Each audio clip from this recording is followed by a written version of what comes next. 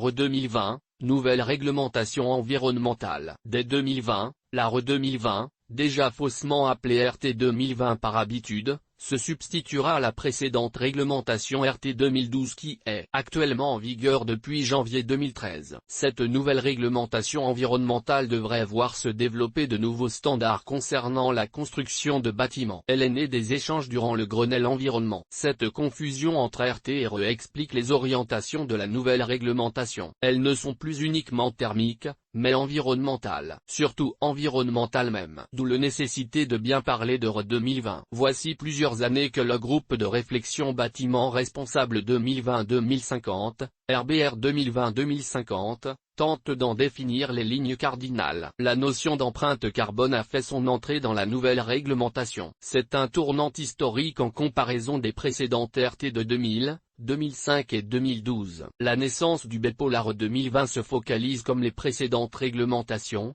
sur la consommation d'énergie des bâtiments. Elle a pour objectif de réduire les 44% que représente ce secteur. En termes de production de CO2, les bâtiments génèrent 25% du volume annuel français. Ce chiffre est énorme et justifie cette implication nationale. Il est donc devenu important de réaliser des bâtiments énergivores sur le plan thermique. En effet, la majeure partie de la consommation vient de la production de chaleur. La nouvelle réglementation environnementale concerne les nouveaux bâtiments construits à partir de 2020. L'objectif est de rendre ces constructions passives sur le plan thermique, voire énergétiquement positives. Autrement dit, un bâtiment devra produire plus d'énergie électrique qu'il n'en faudrait pour sa propre consommation. Cela pour couvrir ses propres besoins, et pour redistribuer le surplus dans le réseau dont il dépend. Ces bâtiments neufs deviennent des BEPO. Pour illustrer, la limite maximale pour la consommation servant à produire de la chaleur est fixée à 12 kWm²/an, c'est-à-dire 12 kWh d'énergie primaire par m² et par an. La précédente réglementation fixait un seuil maximal de 50 kWh/m² par an. Elle incluait une dérogation pour l'habitat collectif, leur permettant de consommer jusqu'à 57,5 kWh/m²/an. Mais cette dérogation n'est valable que jusqu'au 31 décembre de cette année. Par conséquent, la nouveauté de la RE 2020 concerne principalement l'autoproduction d'énergie et la réduction du besoin d'en utiliser. Cela fait référence à l'isolation en priorité. Mais la qualité du matériel de chauffage et de production d'eau chaude est bien entendu concernée. La RE 2020 impacte le choix du matériel électrique. Mais la nouvelle réglementation RE 2020 n'implique pas uniquement du bâtiment à énergie positive, ou BEPO. Elle s'applique aussi aux maisons dites passives. Simplement, toutes ces nouvelles constructions doivent au moins produire de l'énergie pour s'autosuffire sur le plan thermique. Cette exigence est devenue un objectif de base. Ce qui implique pour le consommateur de prendre en considération les énergies renouvelables au détriment des énergies fossiles. La consommation d'une énergie primaire est imposée pour l'eau chaude, le chauffage et les usages électriques tels que l'éclairage, les appareils électroniques et la ventilation. Ceci suppose que les propriétaires de ces bâtiments pensent d'ores et déjà à du matériel moderne et performant. Et pour les accompagner dans cette lutte contre le gaspillage, puisque finalement cette nouvelle réglementation environnementale ne vise que cela, si nous voulions synthétiser ces moyens,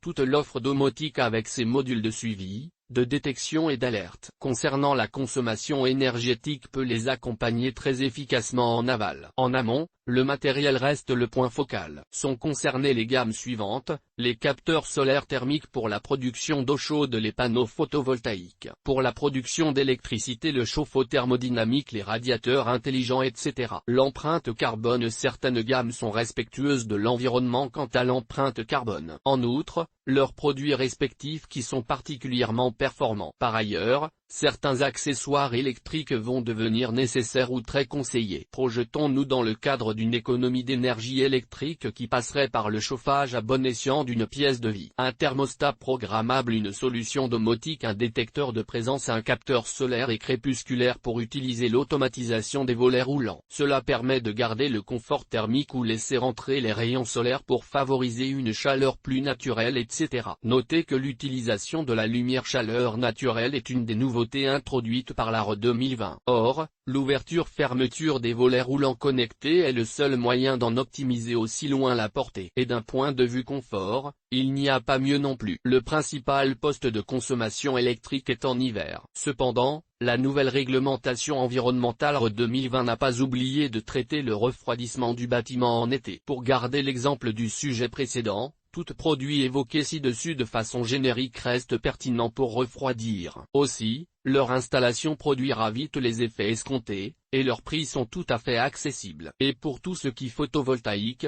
le matériel électrique associé est évidemment prescrit, comme un interrupteur sectionneur photovoltaïque, un coffret photovoltaïque précablé et bien d'autres encore. Une autre évolution est à prendre en considération. La RE 2020 s'adresse à la qualité de l'air intérieur. Une VMC de qualité est nécessaire pour trouver l'équilibre entre l'investissement, la performance et le confort de vie des utilisateurs. La VMC est un poste où il est vraiment possible de supprimer le gaspillage énergétique tout en réduisant l'empreinte carbone du bâtiment considéré. De l'empreinte carbone à l'horizon 2020. La considération environnementale relative au CO2 fait bien sûr référence à ce qui est généré pour chauffer ou ventiler. D'où l'idée d'une autosuffisance pour réduire l'empreinte carbone liée à l'acheminement de l'électricité, aussi basse puisse-t-elle être en France. Les matériaux de construction et leur cycle de vie sont également dans la mire de la RE 2020, la fabrication des matériaux pour la construction du bâtiment, la mise en œuvre du chantier, l'utilisation du bâtiment, le recyclage, ou l'élimination des matériaux. Une réglementation intelligente en fait. Vous pouvez remarquer que le consommateur et les professionnels gardent une grande liberté dans le choix du matériel électrique et des accessoires leur permettant d'atteindre cette réduction de consommation énergétique. En ce sens, la RE 2020 est plutôt intelligente. Par conséquent, elle n'impose pas un produit spécifique ni un matériau en particulier, pour l'isolation par exemple. Par contre, il est préférable d'acheter pour chaque gamme de produits une référence d'un fabricant notoire dans le domaine considéré. C'est le seul moyen d'effectuer le meilleur choix pour vous ou vos clients. Concernant l'isolation, l'utilisation d'éléments les plus naturels possibles dans la construction neuve est une ligne maîtresse. Les fabricants de laine minérale de type laine ou roche doivent donc s'adapter aux nouvelles réglementations de la RE 2020, ainsi que les industriels du polystyrène expansé. Il leur faut donc innover dès à présent et ne proposer que des matériaux respectueux de l'environnement. Ils doivent prendre en compte la santé des occupants, ainsi de celle des installateurs. À titre d'illustration, il existe une laine de verre non irritante et biosourcée. Elle est élaborée sans formaldéhyde ni phénol, de manière à ne pas polluer la qualité de l'air intérieur. Par ailleurs, avec l'étiquette environnementale A+, il est possible de réduire de près de 40% les effets de serre. Cette réduction se fait à l'échelle du bâtiment, et découlant du chauffage. Une avancée par palier. La norme qu'impose la nouvelle réglementation environnementale dispose 4 niveaux de bilan énergétique. Le niveau 1. Ce niveau correspond à la RT 2012, moins 5% de consommation d'énergie. Le niveau 2. Ce sont les correspondances de la RT 2012, moins 20% de consommation énergétique. Le niveau 3. Ce stade correspond à la RT 2012 rehaussé de 30% d'économie en plus, moins 30%. Le niveau 4. Ce niveau caractérise les maisons à énergie passive. Les premiers niveaux sont relativement simples à atteindre, tandis que les niveaux 3 et 4 nécessitent une étude plus approfondie du projet. Pour le bilan carbone nécessaire pour être éligible au BEPO, 2 niveaux le caractérisent. Le niveau C1. Le C de l'application de la nouvelle réglementation RE 2020. La RE 2020 s'appuie particulièrement sur l'expérimentation NOTE plus C, pour énergie plus et carbone.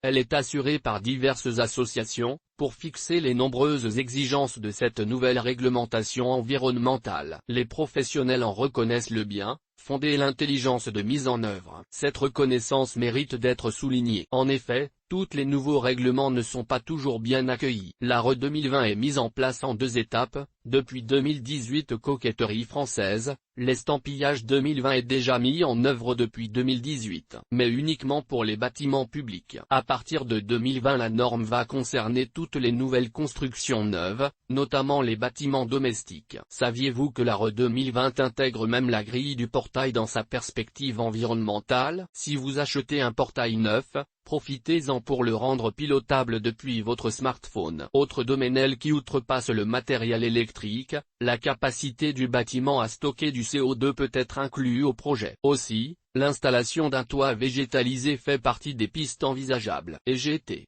En savoir plus sur le même sujet.